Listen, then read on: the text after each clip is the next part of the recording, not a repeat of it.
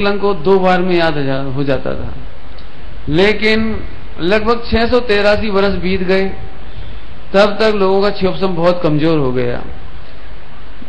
जिनवाणी सुनते थे तो याद नहीं रहती थी, लिखी हुई जिनवाणी मिलती नहीं थी क्योंकि लिपिबद्ध उस समय होती नहीं थी। केवली भगवान का विरह हो चुका था। आचार्य परमेष्ठी कभी कभी मिलते थे तो उनकी देशना मिलती थी। मुनिराजों के कहीं कहीं कभी कभी भारत में दर्शन होते थे, तब कभी वो सुनने मिलती थी और वो बातें फिर भूल जाते थे। तब आचार्य धरसेन स्वामी को ये विकल्प सता रहा था कि आने वाले लगभग 20,000 वर्ष, क्योंकि 18,500 ये हैं और उतने और 683 निकाल दो तो लगभग 20,300 वर्ष तक जिनवाणी का क्या होगा, सम्यक दर्शन ज्ञान चारित के मोक्ष मार्ग का क्या होगा, सभी जीवों को आत्म कल्याण का मार्ग कैसे मिलेगा, ये विकल्प उन्हें सता रहा था। उसी समय एक महिमा नगरी नाम की एक नगरी है, वहां पर अरहत बलि आचार्य के संरक्षण में करीब 5,000 मुनिराज, हो सकता है कम बढ़ भी हो, सारे हिंदुस्तान के मुनिराज हर 5 वर्ष में एकत्रित होकर के युग सम्मेलन करते हैं, युग प्रतिक्रमण करते हैं। तो उस समय युग प्रतिक्रमण का कार्यक्रम चल रहा था। तब उन्होंने वहां से एक समाचार, एक पत्र लिख करके एक छुल्लक जी के द्वारा वहां पहुंचाया कि तुम जाकर के समाचार दो और ये बताओ कि कोई 2 जोरदार मुनिराज जिनका क्षोभसम बढ़िया हो, विशुद्धि अच्छी हो, निर्णय अच्छा हो, पुरुषार्थी हो, सहनशील हो, बहुत सारे गुण है उसमें लिखे हैं, आप पढ़ना, उनको मेरे पास भेजो ताकि जो विद्या मेरे पास है, जो 5वें अंग की कुछ दृष्टिवाद आदि की जो चर्चा मेरे पास है वो मैं उन्हें समझा दूं और इसके बाद मेरी समाधि हो जाएगी। आए, वहां से 2 मुनिराज पधारे। अभी आपने चित्र भी देखे थे, ये कहानी लगभग कईयों को मालूम भी होगी। संक्षेप में कहूं, वे आए, उन्होंने पढ़ाई की, सबकी डेट्स है मेरे पास, मैं उतना समय नहीं लेना चाहता। मैं चाहूंगा कि जो लोग चाहें तो करीब 25 पेज का लेख मेरे पास है, श्रुत पंचमी संबंधी पूरी जानकारी इतिहास की उसमें दी गई है, बिल्कुल आप उसे पढ़ सकते हैं।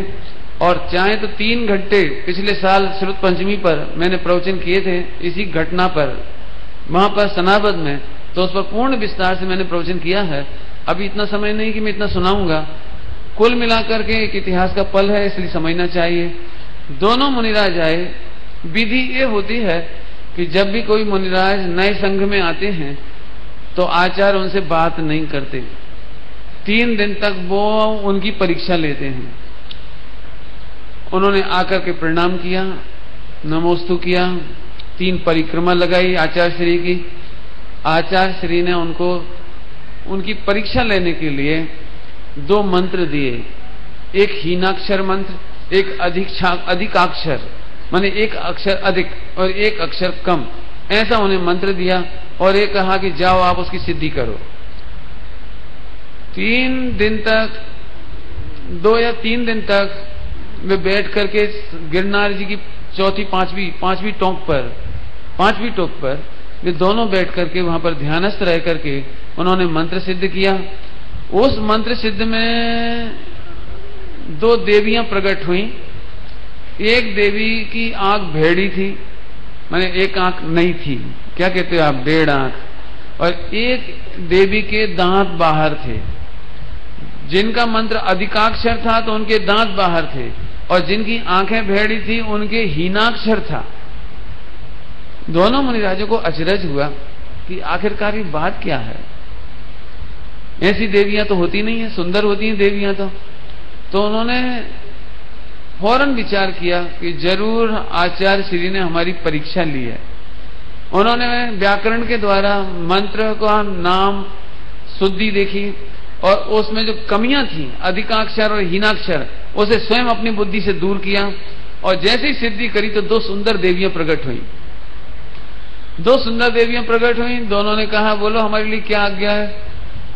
तो उन्होंने कहा, भैया हमारे लिए तो आचार्य की आज्ञा मात्र है हमें कोई और अभिप्राय, कोई स्पृहा, कोई वांछा नहीं है।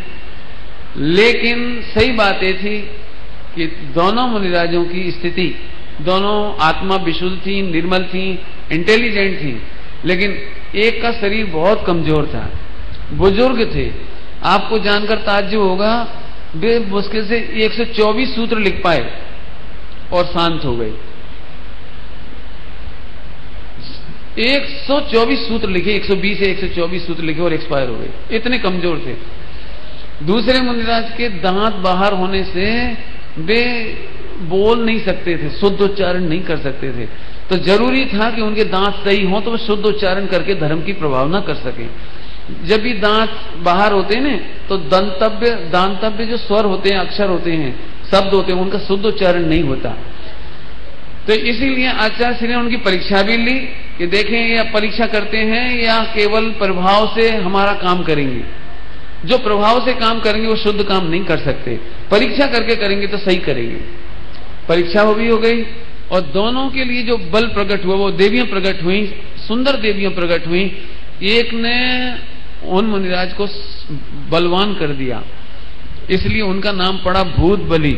उनका असली नाम है नरवाहन, उनका असली नाम है नरवाहन नाम का मुनिराज, लेकिन उनका नाम पड़ गया भूत बलि क्योंकि शरीर बहुत बलवान हो गया। और दूसरे मुनिराज जिनका नाम था सुबुद्धि, उनके दांत बाहर थे, तो वो देवी ने आकर के उनके दांतों की पंक्तियां सुंदर कर दी, इसलिए उनका नाम पड़ गया पुष्पदंत। पुष्प और मोतियों की तरह जिनके दांतों की शोभा कर दी गई, ऐसे पुष्पदंत। कहावत और भी है, पुष्पों से पूजा की गई देवों के, कल्प वृक्ष की पुष्पों से पूजा की गई, इसलिए उनका नाम कल्प वृक्ष पड़ा। और भूत जाति के देवों ने उनकी पूजा करी, इसलिए भूत बलि नाम पड़ा, ऐसा भी कहा जाता है। सुबुद्धि और नरवाहन, इनके बारे में भी इतिहास में बहुत सारी जानकारियां मिलती हैं जो मैंने संकलित की हैं। ये उज्जैनी के राजा थे। घटना बहुत बड़ी है इसलिए मैं नहीं सुनाना चाहता। दोनों मित्र थे, भूत बलि जी, सुबुद्धि और नरवाहन, ये दोनों मित्र थे। एक मुनिराज, दोनों एक बार परास्त हुए। एक नगर सेठ थे और एक राजा था। राजा परास्त हुआ तो नगर सेठ के साथ जंगल में अकेले अकेले चले जा रहे थे हारने के बाद। रास्ते में चलते चलते तत्व चर्चा करते करते करते एक मंदिर में पहुंचे, दिगंबर जैन मंदिर में। इस तरह की कथा मिलती है। और वहां पर इन्होंने दीक्षा ले ली और दीक्षा लेने के बाद इतनी स्वाध्याय की कि उनका नाम आज अमर हो गया। उनका नाम है भूत बलि और पुष्पदंत अथवा सुबुद्धि और नरवाहन। इनकी पढ़ाई आषाढ़ सुदी 11 के पूर्वान्ह तक हुई, जिसमें इनको 12वें अंग के दृष्टिवाद के अंतर्गत 5वें अंग की व्याख्या प्रज्ञप्ति का इन्हें ज्ञान दिया गया। ये बातें जानकारी की मैं शॉर्ट में दे रहा हूं, फिर कुछ जो भावनात्मक चर्चा है वो मैं बाद में बताऊंगा आपको। पढ़ने के बाद दोनों मुनिराज बिहार करके अंकलेश्वर गए। वहां पर ताड़पत्र बहुत मिलते हैं, लेकिन कमाल की बात है कि इस समय में ग्रंथ लेखन का इतिहास नहीं मिलता। पहुंचे वहां, उन्होंने बहुत विचारणा की। बाद में वन प्रदेश की तरफ चले गए एक मुनिराज।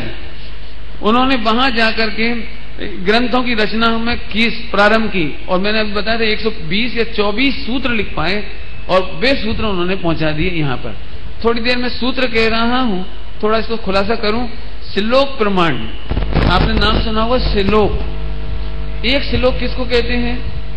एक श्लोक कहते हैं 32 अक्षरों का एक श्लोक।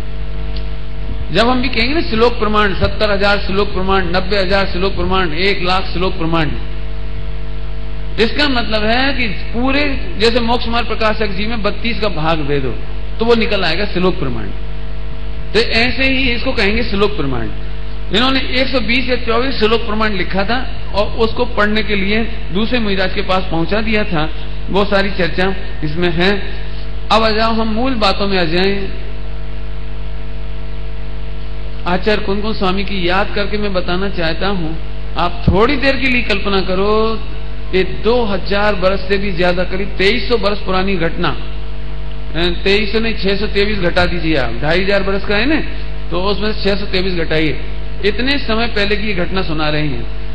घनघोर जंगल, कोई टेबल नहीं, कोई कुर्सी नहीं, कोई लाइट नहीं, तीनों काल की सामायिक करनी है, आहार की चर्या करनी है, स्वाध्याय करना है, कराना है, इसके अलावा उन्हें ग्रंथ लिखना है।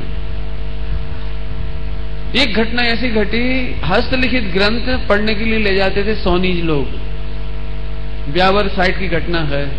भैया भागचंद जी उस ग्रंथालय के लाइब्रेरियन, अपनी भाषा में कहे तो लाइब्रेरियन थे, माने ग्रंथागार के अध्यक्ष थे। वे हस्तलिखित ग्रंथ ले जाते थे और चार्ज ऐसे तोड़ मरोड़ करके ला के रख देते थे। तो उन्होंने सूचना लगा दी थी कि भैया आज के बाद कोई भी ग्रंथ घर नहीं ले जाएगा, जिन्हें पढ़ना यहीं पढ़ो। तो इस पर पूरे हिंदुस्तान में बहुत विवाद हुआ। सोनी जी ने बहुत विरोध करा, पूरे देश में लेटर भिजवाए कि ये पढ़ने नहीं देना चाहते और ज्ञानावरणी कर्म का बंद कर रहे हैं और ऐसा तमाम। तब उन्होंने 2 पंक्ति लिखी थी जो मैं आपको सुनाता हूं। कटी टेढ़ी टेढ़ी भई दृष्टि, अधोगति जान, लिखी जात अति कष्ट सो, सठ जानत आसान। आपको मालूम है आचार्य कुंकुम स्वामी ने 84 पाहुड़ लिखे, उनको भी एक नाम आता बग्र ग्रीवाचार्य। उनकी गर्दन टेढ़ी हो गई थी लिखते लिखते। क्यों? ऐसे नहीं है सुविधा जो ऐसे लिख रहे हो, ऐसे लिखना पड़ता था। इतना सा ताड़पत्र पर कम से कम 6 से 8 पंक्तियां, इतने छोटे ताड़पत्र पर 6 से 8 पंक्तियां, और एक ताड़पत्र पर बिना कॉमा फुल स्टॉप के, बिना पैराग्राफ के बड़े बड़े समास लिखने पड़ते थे। और कम से कम 300 से 350, 250 से 350 शब्द इतने छोटे ताड़पत्र पर आना चाहिए। कांटों से अथवा बारीक लोहे की सुई, उसके द्वारा पकड़ करके ऐसे लिखना पड़ता था। मैं दिखाऊं आपको एक्टिंग करके। साधन कुछ नहीं था, बारीक बारीक अक्षर लिखना जरूरी थे। आप कभी ताड़पत्र देखें, बिल्कुल बारीक महीन अक्षर, और ऐसे लिखने पड़े और कंटिन्यू लिखने। आप कंप्यूटर पे 2-4 घंटा काम करो तो आपकी आंखें दुखती हैं, गर्दन दुखने लगती है। आप कल्पना करिए, जंगल में आचार्य एक टाइम आहार लेने के बाद ग्रंथ लिखते थे। कटी टेढ़ी, कटी मैंने कमर, कटी टेढ़ी टेढ़ी भई दृष्टि, अधोगति जान। अधोगति माने नीचे देख रहे हैं ना, नीचे झुक करके, नीचे झुक रहे, तो अधोगति माने झुक करके लिखने से। लिखी जाते अति कष्ट सो, सठ जानत आसान। आज मैं आपको बहुत सारा इतिहास सुनाना चाहता हूं। आपको मालूम है इस परंपरा में फिर हजारों ग्रंथ लिखे गए। जानकर आपको ताज्जुब होगा, विश्व का सबसे ज्यादा हस्तलिखित साहित्य, ताड़पत्र का साहित्य, पाली प्राकृत का साहित्य, संस्कृत का साहित्य यदि लिखा गया है तो वो जैन समाज के दिगंबर मुनिराजों ने लिखा है। विश्व को संस्कृत की सबसे सुंदर व्याकरण देने का श्रेय यदि किसी को है तो जैनेन्द्र व्याकरण। हमारी व्याकरण भी हमारे पास। विश्व की सबसे सरलतम संस्कृत लिखने का श्रेय जाता है आचार्य जयसेन स्वामी को, और विश्व की सबसे कठिन संस्कृत लिखने का श्रेय जाता है हमारे आचार्य अमृतचंद स्वामी को। विश्व की जितनी साहित्य की सेवा, संस्कृत की सेवा, गद्य की सेवा, पद्य की सेवा जो आचार्यों ने की, वो किसी ने नहीं की। ऑटोबायोग्राफी, अपना जीवन चरित्र लिखने की परंपरा विश्व हिंदी साहित्य में यदि पहला नाम है, पहला नाम 400 वर्ष पहले पंडित बनारसी दास जी, जिन्होंने अपने अर्ध कथानक लिखा, और आज भी वो इतिहास में स्वर्ण अक्षरों में लिखा गया है कि किसी व्यक्ति ने एकदम नीट एंड क्लीन, ट्रांसपेरेंसी के साथ पूरी की पूरी बात अपने जीवन कथा में लिख दी। जैन समाज, जैन संस्कृति और जैन दिगंबर मुनिराजों का ये अद्भुत इतिहास मैं सुना रहा हूं। आगे सुनते चलो। आपको मालूम है हमारे इतने कठिनाई से इतना सारा साहित्य लिखा गया, लेकिन मुगल काल के बादशाहों ने हमारे ग्रंथों की होली जलाई। तुर्की लोग 700 वर्ष पहले नालंदा विश्वविद्यालय पर हमला किया। 6 महीने तक उस नालंदा विश्वविद्यालय में से धुआं उठता रहा। 7 मंजिल की विशाल लाइब्रेरी, 7 मंजिल की विशाल लाइब्रेरी ग्रंथों से भरी हुई थी और पूरा का पूरा ग्रंथ साहित्य हमारा जला करके नष्ट कर दिया गया। विदिशा उज्जैन का एक राजा था स्तुतमिया करके, वो अपने नहाने का पानी हमारे जैन ताड़पत्र के ग्रंथों को जला करके उससे अपना नहाने का पानी गर्म करता था। शंकराचार्य, शैव मत, ब्राह्मण, इनके द्वारा हमारा साहित्य हमेशा नष्ट किया जाता रहा। शंकराचार्य से बचाने के लिए 1172 सन 1172 में भट्टारक पीठ बनाई गई हमारे यहाँ। सबसे पहले भट्टारकों की इसलिए बनाना पड़ा ताकि हमारे ग्रंथों की रक्षा कर सकें। और भट्टारकों ने एक बहुत बड़ा काम किया कि दक्षिण भारत में जहां शंकराचार्य भी थे उनसे हमारे ग्रंथों की रक्षा करके श्रवणबेलगोला में, मूडबद्री में और जगह जगह पर एक पीठ बना करके हमारे ग्रंथों की रक्षा की। बाद में आपको जानकर ताज्जुब होगा, हम जैन लोग उस समय भी पढ़ने की इतनी व्यवस्था नहीं थी, कन्नड़ शैली में लिखे ग्रंथ पढ़ने वाले नहीं मिले। 700-800 वर्षों तक सठखंडागम पढ़ा नहीं गया। कितनी मुश्किल से लिखा था और पढ़ा नहीं गया। आचार्य कुंद स्वामी के पंच परमागम कर्नाटक, पूरे कर्नाटक में 2000 वर्षों तक पढ़े नहीं गए। मैंने उस दिन सुनाया था, एमबी पाटिल जी ने पहली बार पुरानी कन्नड़ से हिंदी में हुआ, हिंदी से वापस नई कन्नड़ में ट्रांसलेट करके अब उन्होंने प्रकाशित कराया। 2000 वर्ष बाद पूरे कर्नाटक वासी समय सार जी पढ़ने के लायक बन सके। क्या कहें आपको, 600-700-800 वर्ष पढ़े नहीं, कैसा लगता होगा। गिनती के कोई मुनिराज शिक्षित होते थे, वे पढ़ते थे, बाकी कोई पढ़ता नहीं था। समय बढ़ते बढ़ते ये आया टोडरमल जी साहब के समय तक। टोडरमल जी साहब को ये बात मालूम थी कि मूडबद्री में सठखंडागम है, धवला है, जय धवल हैं। उन्होंने ऊंटों पर चलते हुए 3 मुमुक्षुओं को जयपुर से रवाना किया। 1 साल लग गया। लगभग उस जमाने में 1000 रुपए का खर्चा हुआ और रास्ते में एक डालू भाई थे, उनकी मौत हो गई। फिर 2 भाई पहुंचे वहां पर, हाथ जोड़कर विनय की कि इसकी एक प्रति हमें पढ़ने को दे दो। पंडित टोडरमल जी साहब इतनी जबरदस्त प्रज्ञा के धनी थे, इतने जबरदस्त प्रज्ञा के धनी थे कि जो कभी कर्नाटक में गए नहीं और कर्नाटक की कुछ चीजें यहां मिली होंगी तो उन्होंने उससे कन्नड़ लिपि लिखना भी सीख लिया था और कन्नड़ बोलना भी सीख लिया था। और इसीलिए उनको भेजा था कि यदि कन्नड़ भाषा में लिखे हुए सठखंडागम, धवला आदि हमें मिल जाएं तो उसका हम हिंदी में काम कर दें। लेकिन उन्होंने वो ग्रंथ देने से इनकार कर दिया। और आगे चलो, घटना बढ़ते बढ़ते बढ़ते आ गई 1883 में। अब 1883 बॉम्बे के एक माणिक चंद जी साहब हैं, जेपी कहलाते हैं, अभी भी बहुत बड़ी फर्म है, आज भी बड़ी विख्यात फर्म है माणिक चंद जी जेपी। माणिक चंद जी साहब 1883 में श्रवणबेलगोला यात्रा करने गए। वहां पर उन्होंने ग्रंथों के दर्शन किए। आपने भी देखा होगा, जब आप कभी जाते होंगे तो 11 रुपया, 101 रुपया देकर, 21 रुपये देकर आप दर्शन करते होंगे भट्टारकों के पास।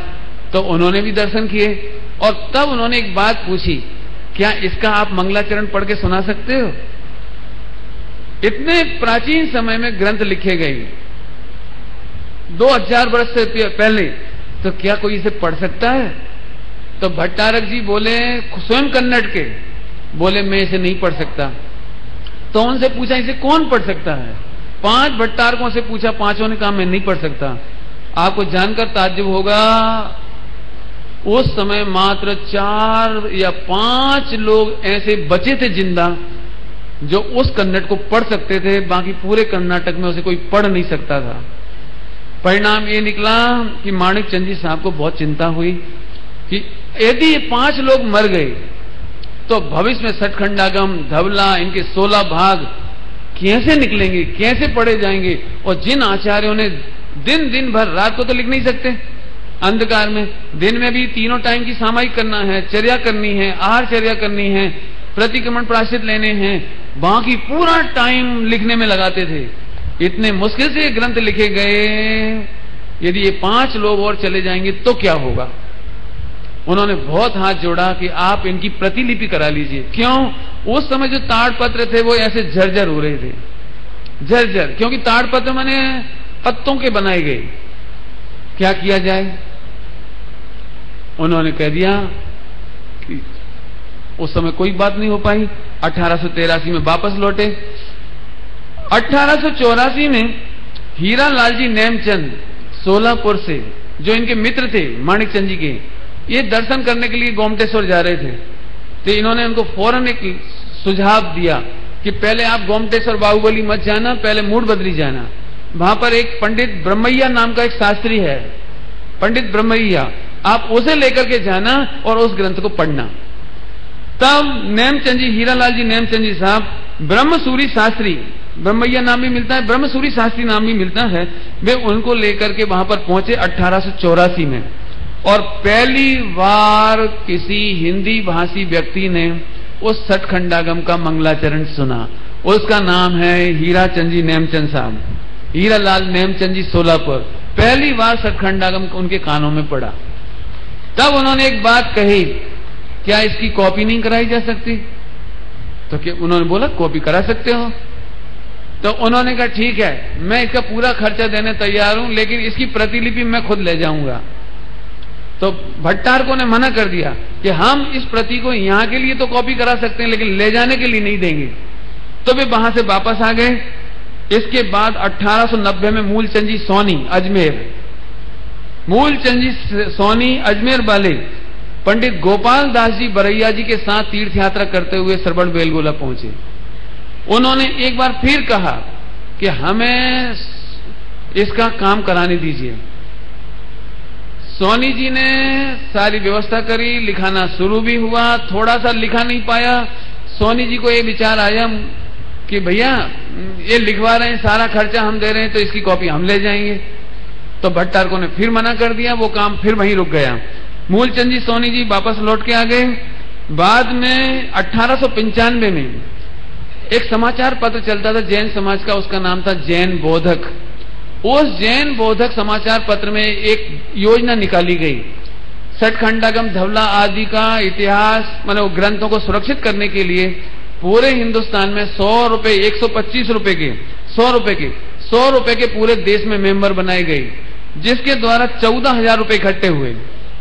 14,000 रुपए इकट्ठा करने के बाद वापस गोमटेश्वर गए। वहां पर 125 रुपए मासिक सैलरी, कितनी सैलरी? 125 रुपए मासिक सैलरी पर ब्रह्मसूरी शास्त्री को अपॉइंट किया ताकि वो लिखने का काम प्रारंभ करें। कमाल की बात यह है, उनके साथ एक मेरठ निवासी गजपति शास्त्री, इसका नाम याद रखना आप, गजपति शास्त्री, और एक नाम और बताऊंगा, सीताराम शास्त्री। गजपति शास्त्री को इनके साथ लगाया। आप देखना जरा, मुश्किल से 4-5 लोग उस कन्नड़, ओल्ड कन्नड़ को जानने वाले बचे थे, लेकिन मात्र 1 महीना और 3 दिन काम करने के बाद ब्रह्मसूरी शास्त्री का एक्सपायर हो गए। मेरठ निवासी गजपति शास्त्री, इनकी मिसेज इंटेलिजेंट थी, उसका नाम था लक्ष्मीबाई। ये दोनों मिलकर के इस तरह से काम करते थे कि ग्रंथ लिखा भी जा रहा था और चोरी चोरी रात में घर में आकर के उसकी कॉपी भी लिख लेते थे। क्यों? क्योंकि यदि सीधे सीधे कहा जाए कि ये ग्रंथ हमें ले जाना है तो देंगे नहीं किसी भी कीमत पर।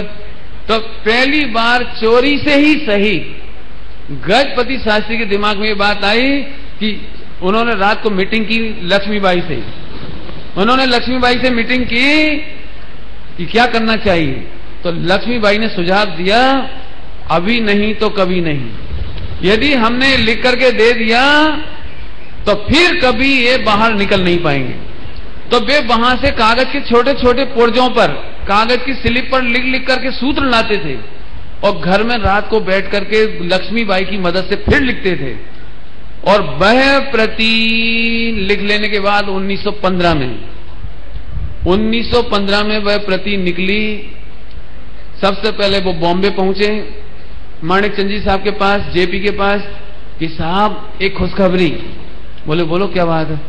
कि मैं ये सठखंडागम लेकर आया हूं, आप ले लो। तो माणिक चंद जी ने मना कर दिया कि मैं नहीं ले सकता। साथ में ही उन्होंने सोलापुर टेलीग्राम दे दिया कि तुम भी मत खरीदना। वो बेचारे चलते चलते, उस जमाने में जबकि सुविधाएं नहीं थी, वे चलते चलते वहां पर पहुंचे सोलापुर, उन्होंने भी नहीं खरीदा। तब उस समय एक नाम विख्यात हो रहा था, लाला जम्बू प्रसाद रईस, सहारनपुर, उनका नाम प्रसिद्ध था।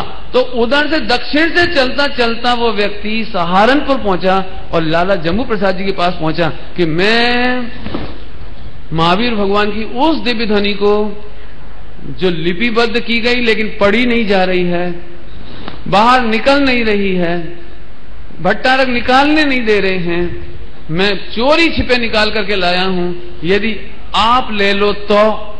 जरा थोड़ी देर के लिए कल्पना करो, महावीर भगवान की दिव्य ध्वनि, पहले तो लिखना मुश्किल, ऊपर से फिर लिखा गई तो पढ़ना मुश्किल, लिखा गई तो रक्षा करना मुश्किल।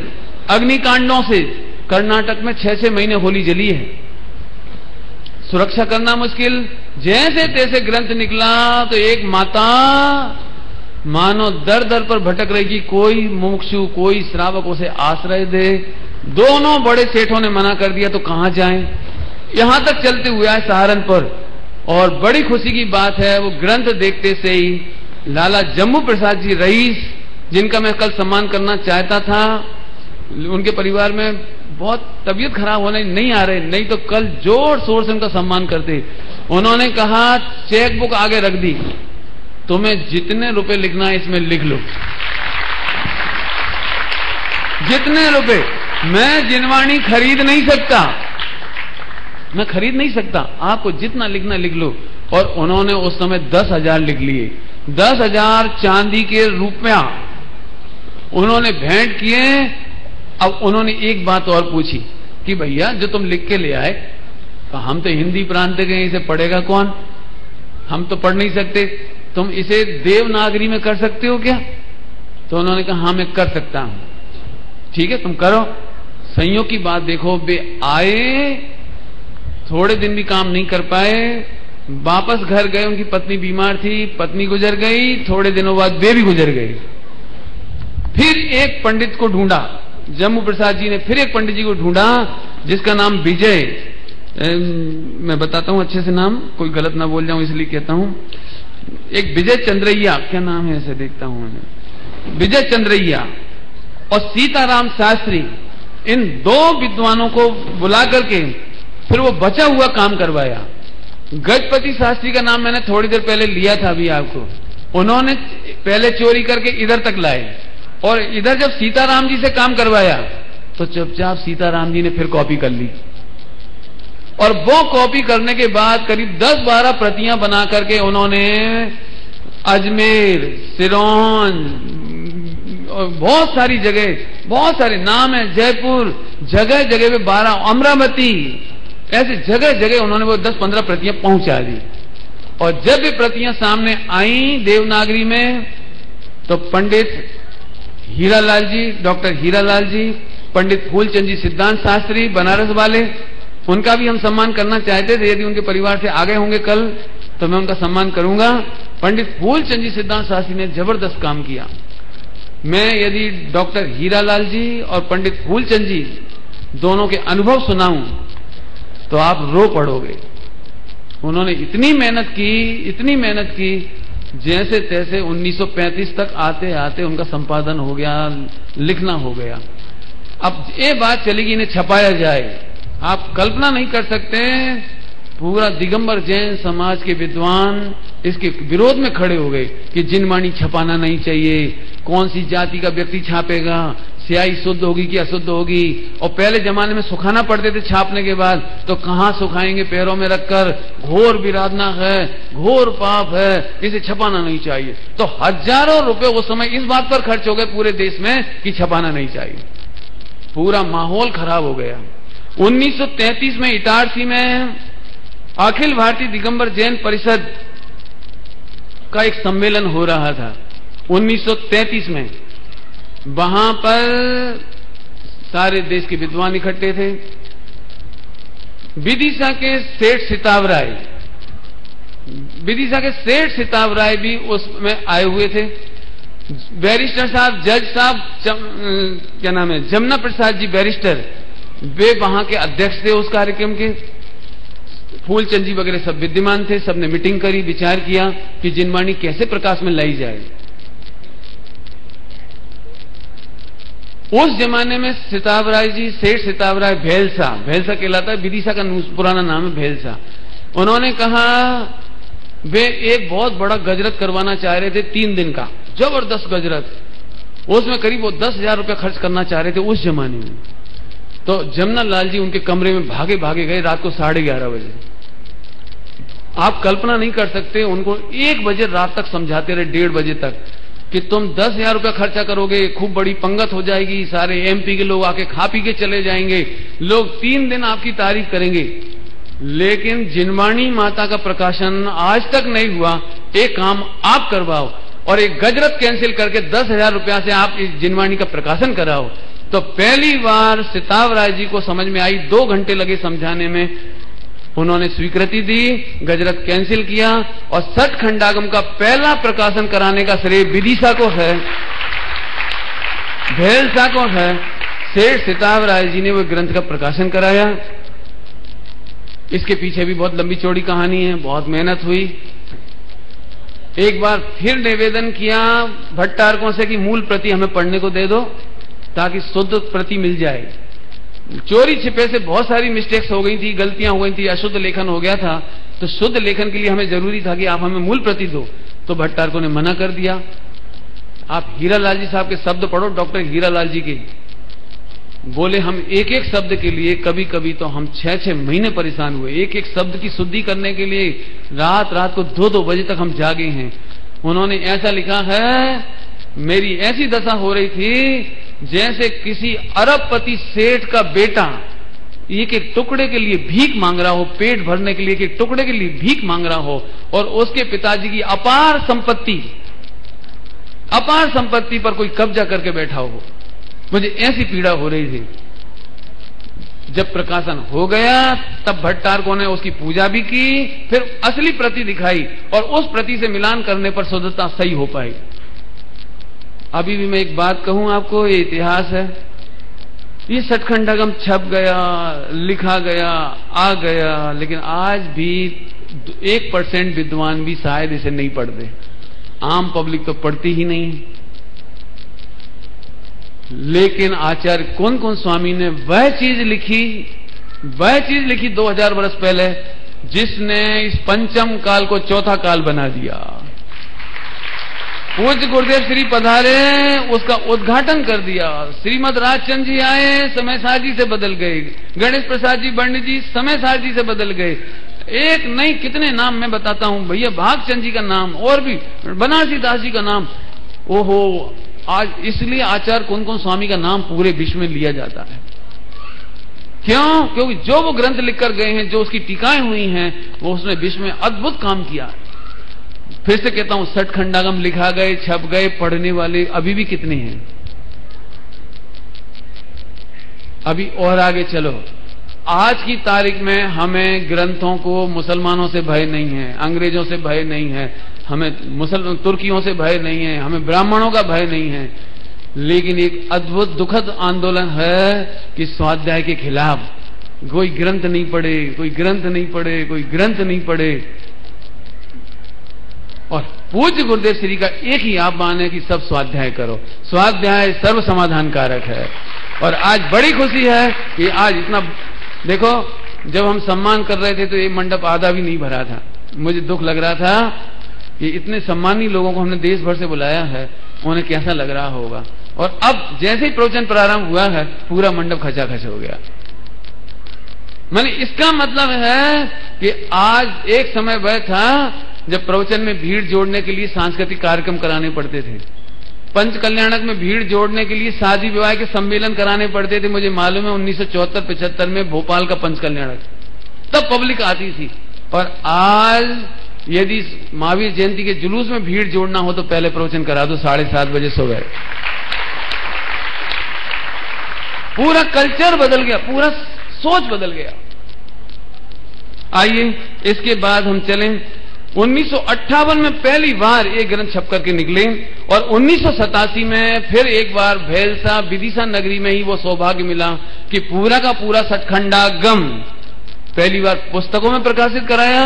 लेकिन हमारे स्टेशन पर माधवगंज का जैन मंदिर है, विशाल सेठ जी का मंदिर, उसमें पूरे हॉल की दीवारों पर सतखंडागम लिखवा दिया गया है। आज आप कभी भी वहां जाओ तो सतखंडागम के दर्शन कर सकते हो, पढ़ सकते हो, छू सकते हो। अब हो सकता है ताड़पत्र नष्ट हो जाएं, हो सकता है हमारे ग्रंथ नष्ट हो जाएं, अग्निकांड में, भूकंप में, बाढ़ में, सुनामी में, प्रलय में, लेकिन जिस दिन भी निकलेगा सतखंडागम तो विदिशा की भूमि से निकलेगा वापस। ये हुआ हमारा सुंदर इतिहास। अब और मैं इतिहास सुनाऊं उससे पहले मैं आपको एक भजन सुनाना चाहता हूं, जिसके लिए मैंने भावना भाई थी, मैंने निकाल के भी रखा है। एक भजन सुनाने के बाद मैं थोड़ा इतिहास और सुनाऊंगा यदि आप रुकेंगे तो, क्योंकि 10:15 बज गई है और संडे का दिन है। यदि आकुलता होगी तो छोड़ दूंगा, और नहीं तो 10-5 मिनट में एक सुंदर इतिहास मुझे दिल्ली का सुनाना है, वो भी मैं आपको कहना चाहूंगा, ताकि आपको ये मालूम पड़े कि कितने संकटों के बाद हमारा जैन शासन हम तक आया है।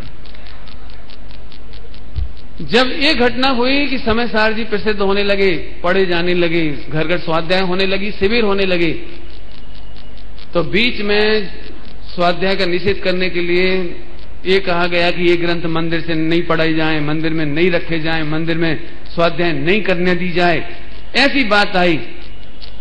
मेरे समय में भी ये घटना हुई। तब मुझे एक दिन जो मुझे दुख हुआ था उसको मैंने आज के प्रसंग के लिए लिख के रखा था। उसी समय मैं आपको सुनाता हूं। कितनी दुर्लभता से जिनवाणी हम तक आई। मैंने बहुत कम सुनाया, कुछ नहीं सुनाया, समझ लीजिए, आप पढ़ना इसको खास तौर से। कितनी दुर्लभता से, कितने संकटों से, कितनी मुश्किलों से जिनवाणी हम तक आई। आज पूरे दक्षिण और महाराष्ट्र के 90% मंदिरों में आपको पूजा की किताब ही मिल जाए तो बहुत खुशी की बात है। समय सार आदि की तो क्या बात करें। आप जाना दक्षिण के मंदिरों में, आज जहां दक्षिण से ही जैन धर्म के साहित्य का उद्भव हुआ वहां के मंदिरों में साहित्य नहीं है, यदि है तो लॉकअप में है। 99% मंदिरों में स्वाध्याय नहीं होती, पाठशाला नहीं चलती। उस सबका व्यंगम दृश्य मैं इसमें दिखाना चाहता हूं आपको। मेरी बहुत बड़ी भावना है कि अकलंग निकलंग जैसा काम करो बच्चों, शास्त्री बन करके अकलंग निकलंग जैसा काम करो, ये जैन शासन की ध्वजा आगे बढ़ाओ। इसके लिए गीत सुनाता हूं। जिन वाणी माता आंसू बहा, कोई पढ़े नहीं। ये 1987 की घटना है। हो कोई पढ़े नहीं, कोई सुने नहीं, नित ही बरते कसाई। जिन वाणी माता,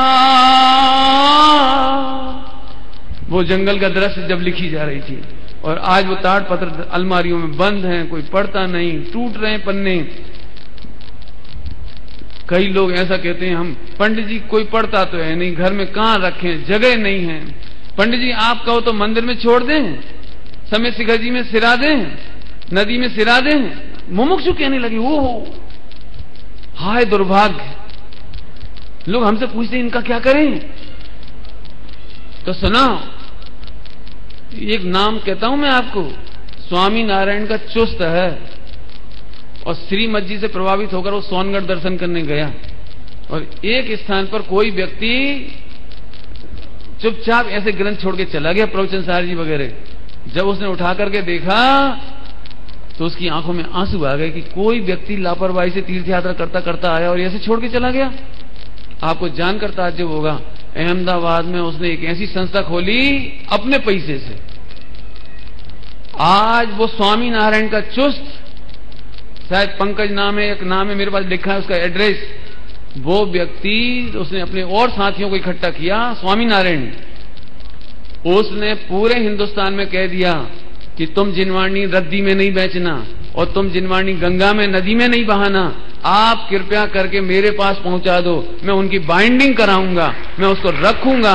और अनंत भाई सेठ ने उसे इतनी मदद की है कि एक पूरी बिल्डिंग खरीद करके दी, पूरी अलमारियां हैं। और आज आप जाकर देखो, आप सन्मति संदेश के अंक लौटाते हो और वो बाइंडिंग करके रखता है। आप आत्मधर्म के संदेश अंक लौटाते हो, वो बाइंडिंग करके रखता है।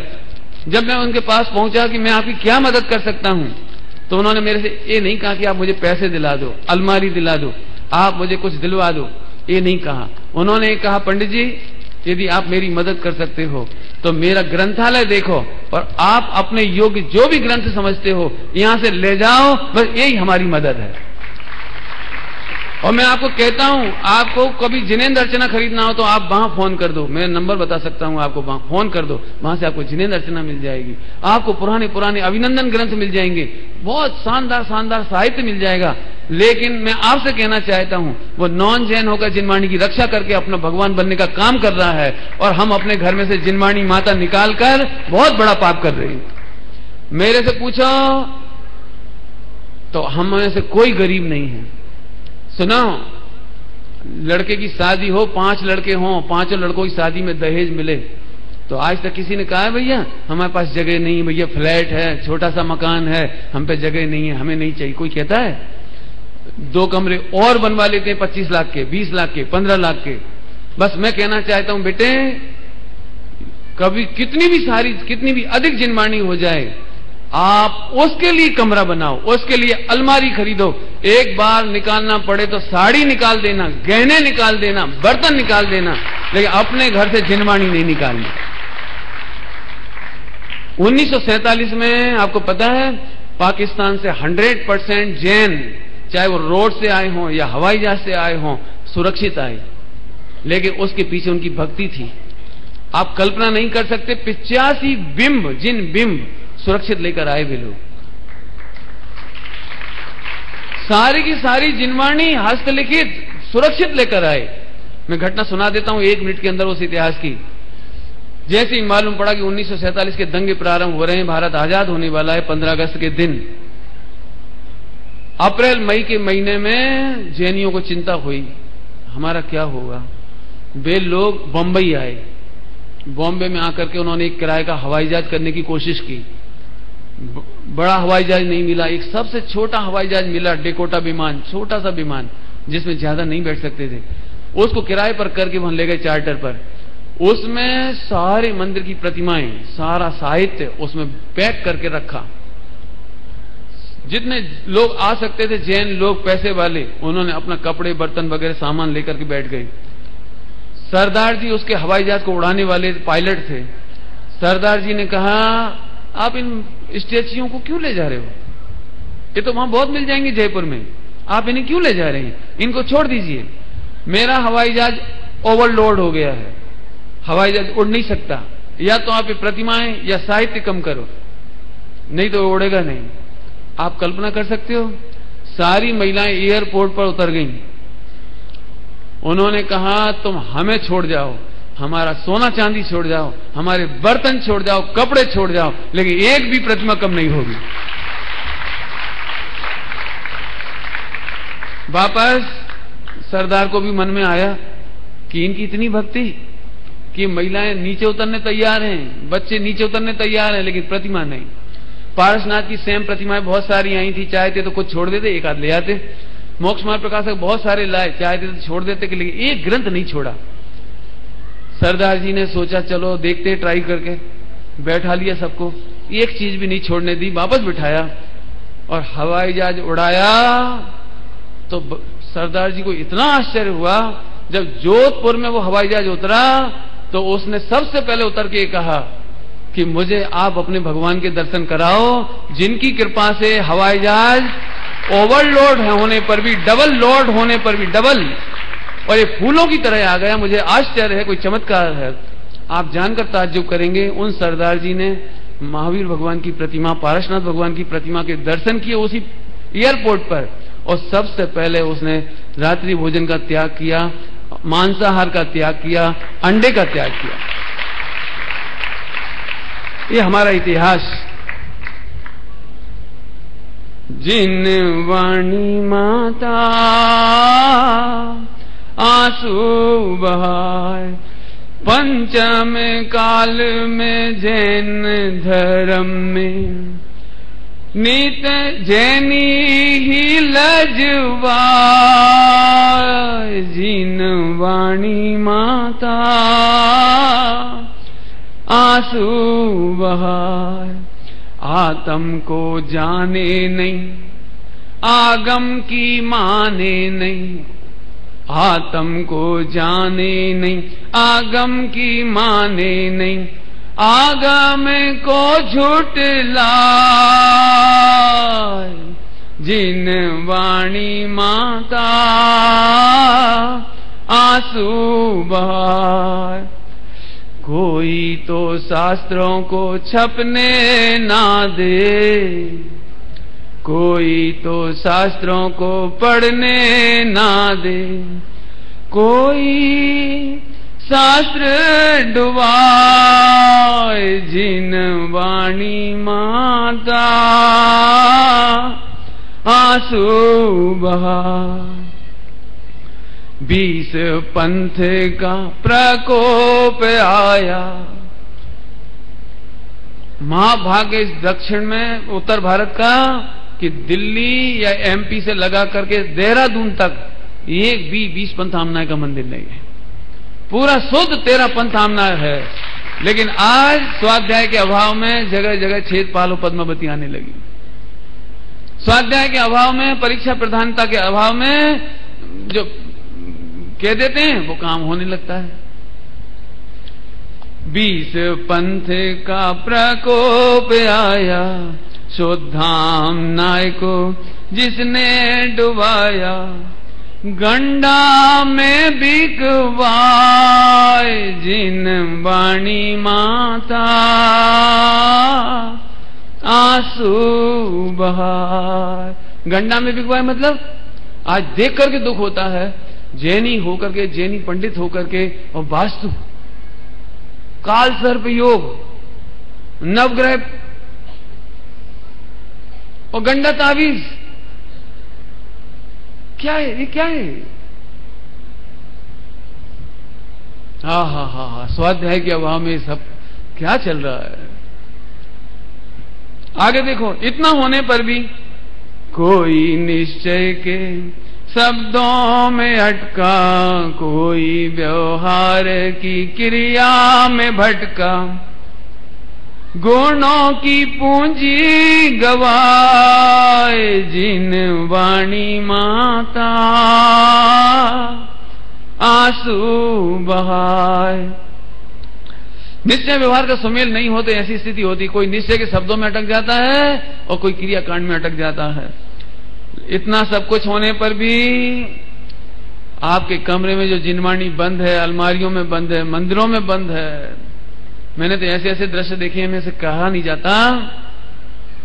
लेकिन जब भी तुम जिनवाणी खोलने जाओगे, पढ़ने जाओगे, तो जिनवाणी माता क्या कहेगी? आजा आ जाओ चेतन प्यारे, जिनवाणी माता तुझको पुकारे, मोक्ष महल में जा, जिनवाणी माता आंसू बहाए। माने वो जिनवाणी भी आप पढ़ोगे समय सार जी तो भगवान आत्मा कह के बुलाएगी, इधर आओ भगवान बनो, बद्दा भगवान छोने बद्दा भगवान था। बोलो भैया किसकी सेवा करना है? मैं सच कहता हूं, पढ़ने लिखने वाले बच्चों से कहता हूं, बेटे तुम्हें मिथ्या दृष्टियों की सेवा करना है कि सर्वज्ञ की सेवा करना है? बोलो। तुम डॉक्टर बन जाओगे, पूरी जिंदगी मिथ्या दृष्टियों की सेवा करोगे। तुम सीए बन जाओगे, सारे जिंदगी मिथ्या दृष्टियों की सेवा करोगे। तुम और जितनी विद्याएं हैं सब, अब सॉफ्टवेयर इंजीनियर बनोगे, 6 महीने में सॉफ्टवेयर बेकार हो जाएगा, बदल जाएगा। लेकिन ये अनादि अनंत है जैन शासन, अनादिकाल से अनंत काल तक कभी नहीं बदलेगा। ऐसे शाश्वत शासन की रक्षा करो भैया, इस शाश्वत शासन की सेवा करो। अब सोचो भैया, जिन 300 बच्चे बच्चियों ने प्रतिज्ञा ली थी हम स्वाध्याय करेंगे, आज उन्हें इसका इतिहास मालूम पड़ा होगा। मैं इसी दिल्ली की घटना सुनाऊंगा आपको, जिसके बिना मैं बात पूरी नहीं कर पाऊंगा। चर्चाएं तो बहुत हैं, पूरी कह नहीं सकता हूं मैं, लेकिन मैं आपको दिल्ली की एक घटना सुनाता हूं। जब नवाबों का जमाना था, जैनों के खिलाफ कान भर दिए गए। ये जैन लोग, आप नवाबों की मजाक उड़ाते हैं, रात में नहीं खाते, आलू नहीं खाते, अंडा नहीं खाते, मांस नहीं खाते। नवाब को गुस्सा आ गया, उसने ऐलान करवा दिया, ढिंडोरी पिटाते नहीं, क्या बोलते हैं, पिटवा दी, ड्योढ़ी पिटवा दी पूरे दिल्ली प्रदेश में। दिल्ली में, मेरे राज्य में सारे जैनियों को रात में खाना कंपलसरी, और जो रात्रि में भोजन नहीं करेगा उनकी सारी संपत्ति जब्त कर ली जाए। हुक्म निकल गया।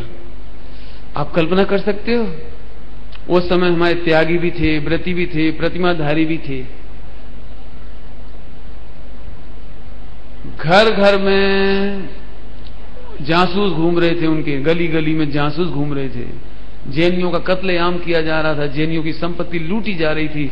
जो जोश में चढ़ रहे थे ना, जोश में, ऐसे कैसे हमारा जैन धर्म, हम रात को नहीं खाएंगे, हम पानी छान के पिएंगे, लोगों का कत्ल होने लगा। तब जैन समाज की मीटिंग हुई कि भैया, हर अंधेरी रात का व्यय होता है और हमेशा दिन निकलता है।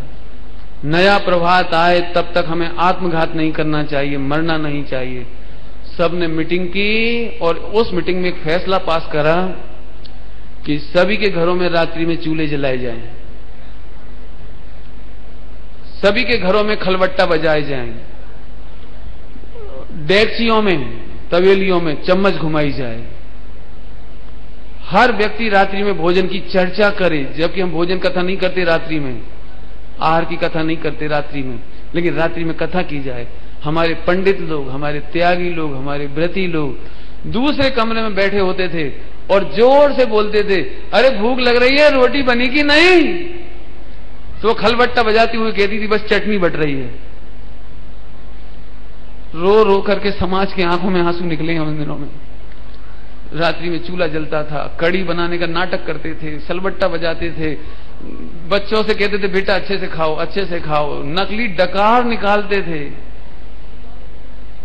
तारीफ करते थे घर घर में, आज तुमने भोजन बहुत अच्छा बनाया। जब उस नवाब का मरण हुआ तब जैन समाज का महाभाग्य जागा। हमने वापस रात्रि भोजन की ड्रामा छोड़ा, हमारा छना हुआ पानी हम प्रैक्टिकल सबके सामने करने लगे।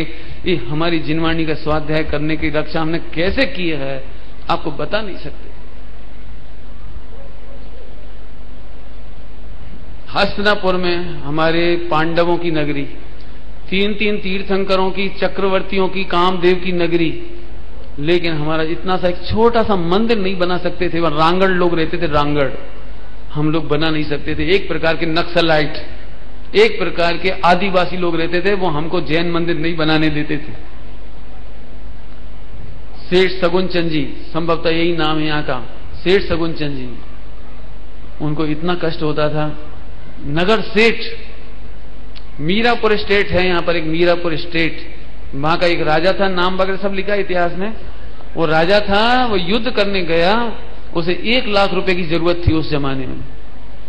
तो नगर सेठ के पास आया, सेठ जी 1 लाख रुपए चाहिए हमें, युद्ध करने जा रहे हैं, जीत कर आएंगे तब वापस कर देंगे।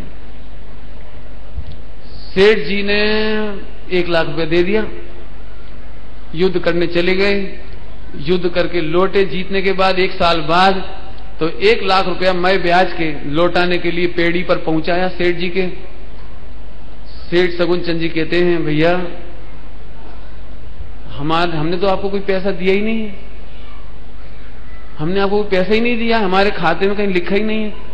तो गड़बड़ा गया वो मीरापुर स्टेट का नवाब घबरा गया। क्या कह रहे हो?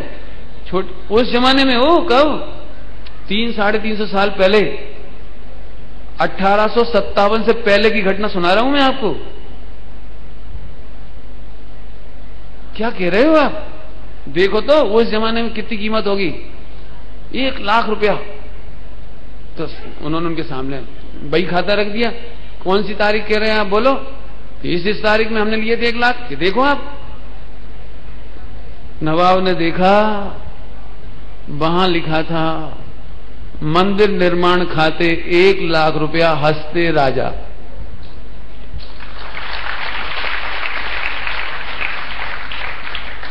सेठ जी ऐसे हाथ जोड़ के आंखें झुका ली, क्योंकि डर तो लगता है ना, क्या करे, लिख तो दिया है ऐसे। उसने कहा भैया क्या बात है, तुम्हारी भक्ति अद्भुत है, तुम क्यों बनाना चाह रहे हस्तिनापुर में मंदिर? बोले साहब 3 चक्रवर्ती 24 तीर्थंकर में से हुए, जिनकी ये जन्म नगरी है, कल्याणकों की नगरी है। असंख्यात देवता आकर यहाँ कल्याणक मनाते थे, दीक्षा कल्याणक मनाते थे, जन्म कल्याणक, गर्भ कल्याणक मनाते थे। हमें कैसे कहें आपसे, यहाँ पांडवों की नगरी है और हमारा एक मंदिर नहीं है कि पूरे देश के लोग आकर यहाँ दर्शन कर सकें। बोले ऐसा? ठीक है, मैं कोशिश करता हूं। क्योंकि उनके हाथ में भी नहीं था वो। उन्होंने पूरे आदिवासियों, जिनको रांगड़ कहते थे, रांगड़ लोगों की मीटिंग बुलाई कि तुम जैन समाज को मंदिर बनाने दो। उन्होंने कभी तुम्हारी बेटी की इज्जत लूटी है, कभी तुम्हारा व्यापार लूटा है, कभी तुम्हें तकलीफ दी है, कभी कोई कष्ट दिया है? कि नहीं साहब, जैनों ने हमें कोई कष्ट नहीं दिया, तो तुम इन्हें मंदिर बनाने दो। लेकिन वे जो आदिवासी लोग थे, इनकी धन संपन्नता देख करके जलते थे, लूटते थे, खसोटते थे, लेकिन मंदिर बनाने की अनुमति इसलिए नहीं देते थे कि संपन्न है। तो उन्होंने पहली बार इस तरह मीटिंग करवा करके कहा कि ये मंदिर बनना चाहिए। आपको मालूम है हस्तिनापुर में जो श्लोक है 13 पंथ मंदिर का, और सबसे फ्रंट का जो मंदिर बना हुआ है, सबसे फ्रंट का, वो मंदिर उस राजा के द्वारा बनवाया गया है, उस राजा के द्वारा पंच कल्याणक कराया गया है, और वो उस जैसा मंदिर निर्माण और पंच कल्याणक आज तक नहीं हुआ। बाद में और मंदिर बने, सब कुछ हुआ, लेकिन उस मंदिर की जो महिमा हमें आती है, वो मंदिर की महिमा हम कभी नहीं भूल सकते। उसके बाद 1857 में वो मंदिर लूटा गया। उसके बाद भी 2-3 बार, 4 बार, जब 1857 की क्रांति के समय और बाद में वो मंदिर लूटा गया। आपको मालूम है या नहीं, उस मंदिर के ऊपर आपको तो छत दिखाई देती है, लेकिन गुप्त रास्ते से ऊपर एक मंदिर का शिखर और है, क्या कहना चाहिए, एक स्टोरी और, एक मंजिल और है।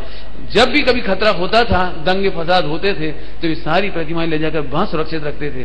और हमें बड़े सौभाग्य की बात है कि आज तक हमारी एक भी दिगंबर प्रतिमा वहां से क्षतिग्रस्त नहीं हुई।